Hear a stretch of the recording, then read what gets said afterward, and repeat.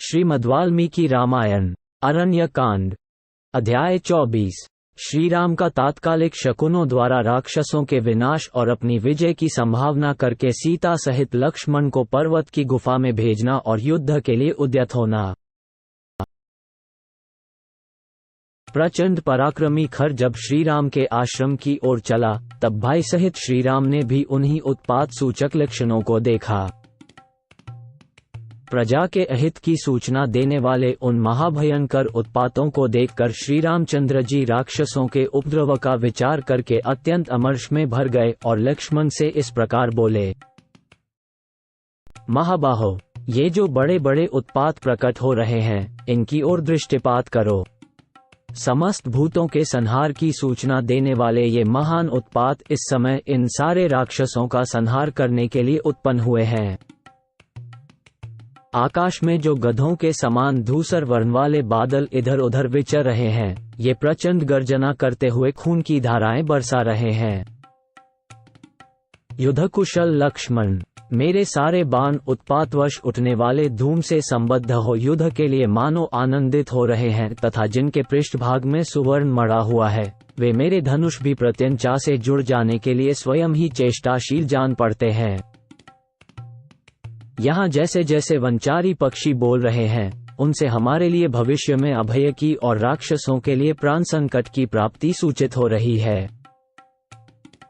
मेरी ये दाहिनी भुजा बारंबार फड़क कर इस बात की सूचना देती है कि कुछ ही देर में बहुत बड़ा युद्ध होगा, इसमें संशय नहीं है। शूरवीर लक्ष्मण, परंतु निकट भविष्य में ही हमारी विजय और शत्रु की पराजय होगी, क्योंकि तुम्हारा मुख कांतिमान एवं प्रसन्न दिखाई दे रहा है। लक्ष्मण, युद्ध के लिए उद्यत होने पर जिनका मुख प्रभाहीन, उदास हो जाता है, उनकी आयु नष्ट हो जाती है।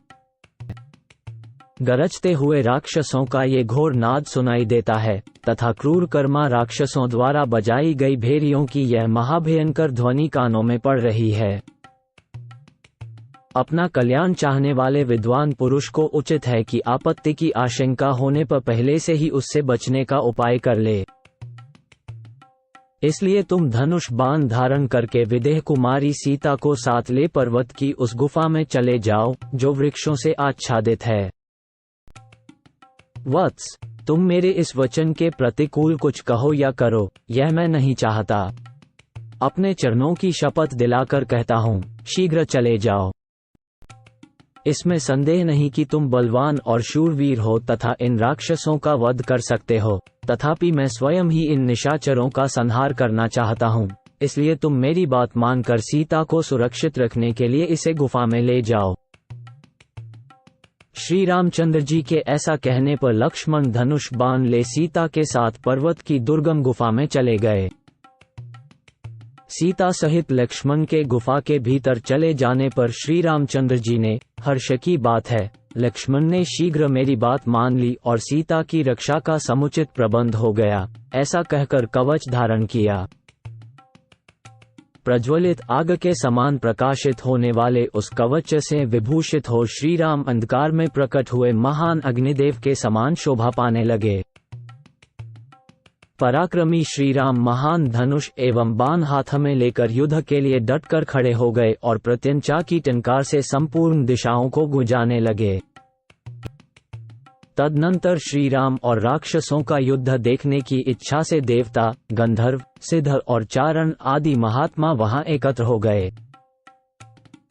इनके सिवा जो तीनों लोकों में प्रसिद्ध ब्रह्मर्षि शिरोमणि पुण्यकर्मा महात्मा ऋषि हैं, वे सभी वहां जुट गए और एक साथ खड़े हो परस्पर मिलकर यूं कहने लगे, गौ, ब्राह्मणों और समस्त लोकों का कल्याण हो। जैसे चक्रधारी भगवान विष्णु युद्ध में समस्त श्रेष्ठ असुरों को परास्त कर देते हैं, उसी प्रकार इस संग्राम में श्री रामचंद्र जी पुलस्त्यवंशी निशाचरों पर विजय प्राप्त करें।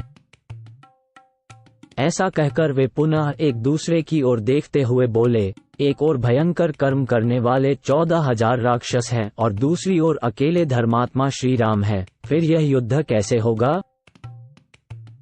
ऐसी बातें करते हुए राजर्षि, सिद्ध, विद्याधर आदि देवोंगन सहित श्रेष्ठ ब्रह्मर्षि तथा विमान पर स्थित हुए देवता कौतूहलवश वहां खड़े हो गए। युद्ध के मुहाने पर वैष्णव तेज से आविष्ट हुए श्री राम को खड़ा देख उस समय सब प्राणी उनके प्रभाव को न जानने के कारण भय से व्यथित हो उठे। अनायासी महान कर्म करने वाले तथा रोष में भरे हुए महात्मा श्रीराम का वह रूप कुपित हुए रुद्रदेव के समान तुलना रहित प्रतीत होता था। जब देवता, गंधर्व और चारण पूर्वोक्त रूप से श्रीराम की मंगल कामना कर रहे थे, उसी समय भयंकर ढाल, तलवार आदि आयुधों और ध्वजाओं से उपलक्षित होने वाली निशाचरों की वह सेना गंभीर गर्जना करती हुई चारों ओर से श्रीराम जी के पास आ पहुंची। वे राक्षस सैनिक वीरोचित वार्तालाप करते, युद्ध का ढंग बताने के लिए एक दूसरे के सामने जाते, धनुषों को खींचकर उनकी टंकार फैलाते, बारंबार मदमत होकर उछलते, जोर जोर से गर्जना करते और नगाड़े पीटते थे। उनका वो अत्यंत तुमुल नाद उस वन में सब ओर गूंजने लगा। उस शब्द से डरे हुए वनचारी हिंसक जंतु उस वन में गए जहां किसी प्रकार का कोलाहल नहीं सुनाई पड़ता था। वे वन्य जंतु भय के मारे पीछे फिरकर देखते भी नहीं थे। वो सेना बड़े वेग से श्रीराम की ओर चली।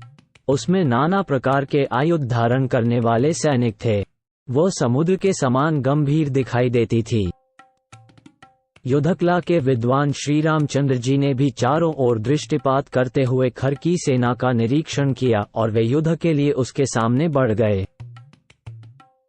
फिर उन्होंने तर्क से अनेक बाण निकाले और अपने भयंकर धनुष को खींचकर संपूर्ण राक्षसों का वध करने के लिए तीव्र क्रोध प्रकट किया।